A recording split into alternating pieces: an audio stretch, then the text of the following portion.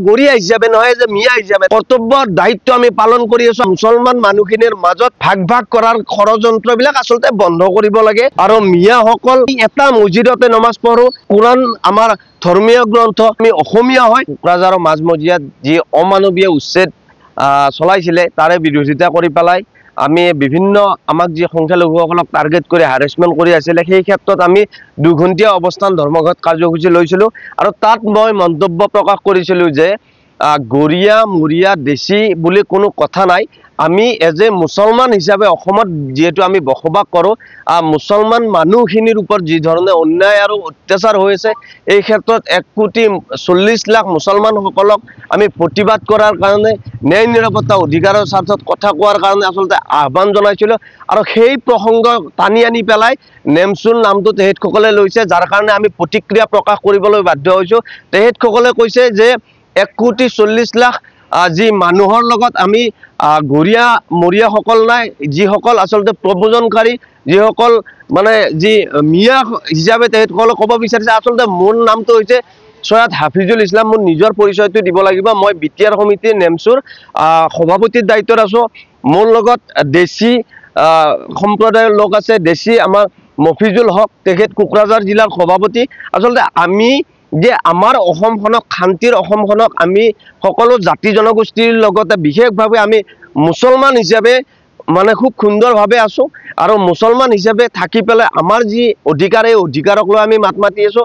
আমি কোনোদিন কোৱা নাই যে আমাৰ মাজত ভাগ ভাগ হৈ আমাৰ মাজত মানে কোনোবাই ৰাজনীতি কৰিব ভাগ ভাগ কৰি পেলাই, এইটো কোনো কাৰণত আমি মানে ভাবি ল'ব নোৱাৰোঁ, মানি ল'ব নোৱাৰোঁ। যাৰ কাৰণে আমি বিভিন্ন সময়ত এই কথাবিলাক কৈ থাকোঁ। আমি যিহেতু শান্তি সম্প্ৰীতিৰে ভৰপূৰ যিহেতু অসম, এই অসমত যাতে কোনো কাৰণত আমাক কোনোবা গৰিয়া মৰিয়া দেশীয় জাতীয় পৰিষদৰ লগত আছে, কোনোবা গৰিয়া সংগঠনৰ লগত আছে, কোনোবা মিয়া সংগঠনৰ লগত আছে।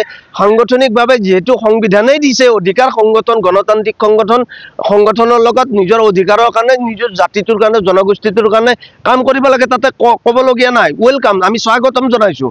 যে গৰিয়া মৰিয়া দেশী জাতীয় পৰিষদে যি গৰিয়া যি ভূমিপুত্ৰসকলৰ কাৰণে তেখেতসকলে যি মানে জৰীপ কৰাৰ কাৰণে সিদ্ধান্ত গ্ৰহণ কৰি তেখেতসকলে চৰকাৰৰ ওচৰত দাবী উত্থাপন কৰিলে, আচলতে তেখেতসকলে কৰি আছে কি?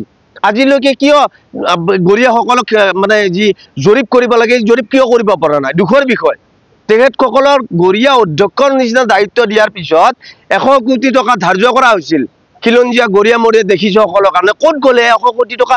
ক'ত, কোনে খালে, ক'ত গ'ল? আমি আচৰিত কথা। যাৰ কাৰণে তেখেতসকলকো আমি সকীয়াই দিব বিচাৰিছোঁ যে গৰিয়া মৰিয়া দেশীয় জাতীয় পৰিষদে সংগঠন কৰিছে, ৰাইজৰ হৈ ভাল কৰিছে, বেয়া কৰিছে, তেখেতসকলে ভাল কৰক, আমি তেখেতসকলক সমৰ্থন জনাম। কিন্তু এনেকুৱা ধৰণৰ নেমচুক টাৰ্গেট কৰি লৈ পেলাই কথা ক'ব, নেমচুক টাৰ্গেট কৰি লৈ পেলাই বিভিন্ন ধৰণৰ মানে মন্তব্য প্ৰকাশ কৰিব, এয়া কোনো কাৰণত হ'বলৈ দিয়া নহ'ব, এয়া স্পষ্ট কথা।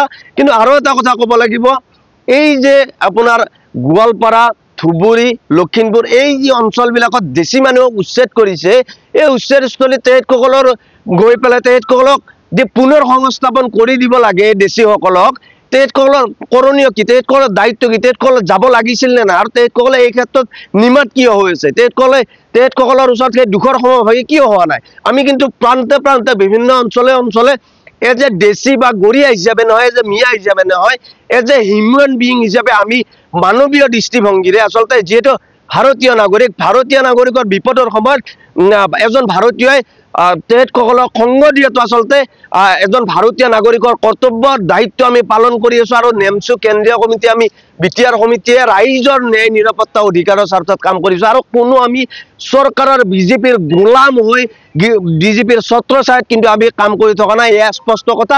ভৱিষ্যতৰ দিনত গৰিয়া মৰিয়া মানে দেশী পৰিষদক সকিয়নি প্ৰদান কৰিছোঁ। নেমচুক লৈ যাতে কোনো ধৰণৰ ৰাইজৰ মাজত বিভ্ৰান্তি সৃষ্টি নকৰে, নেমচুক লৈ যাতে কটু মন্তব্য নিদিয়ে, ৰাইজৰ মাজত যাতে হেৰ প্ৰতিপন্ন নকৰে, তাৰ কাৰণে গৰিয়া মৰিয়া দেশীয় জাতীয় পৰিষদক সকিয়নি প্ৰদান কৰিছোঁ বিটিআৰ সমিতিৰ তৰফৰ পৰা নেমচুক। হয়, চাওক, গৰিয়া মৰিয়া দেশীয় জাতীয় পৰিষদে তেখেতসকলৰ যি চিন্তা লক্ষ্য, তেখেতসকলে কাম কৰক, আমাৰ তাত ক'বলগীয়া নাই। তেখেতসকলৰ এই এনেকুৱা কথা বতৰা এনেকুৱা লাগে যে আচলতে সমাজখনত আৰু এই আমাৰ মুছলমান মানুহখিনিৰ মাজত ভাগ ভাগ কৰাৰ ষড়যন্ত্ৰবিলাক আচলতে বন্ধ কৰিব লাগে।